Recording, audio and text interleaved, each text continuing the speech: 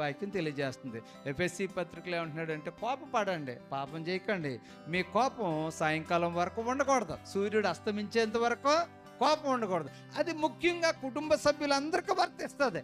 కాబట్టి కుటుంబంలో తల్లి, తండ్రి, పిల్లలు ప్రతి ఒక్కరు కూడా మీరు ఉదయం కోపపడ్డారనుకోండి, సాయంకాలం ప్రేమగా పలకరించుకోవాలి, అంతేగాని విడిచిపెట్టేయకూడదు. ఎక్స్కమ్యూనికేషన్ అనేది చాలా పాపం.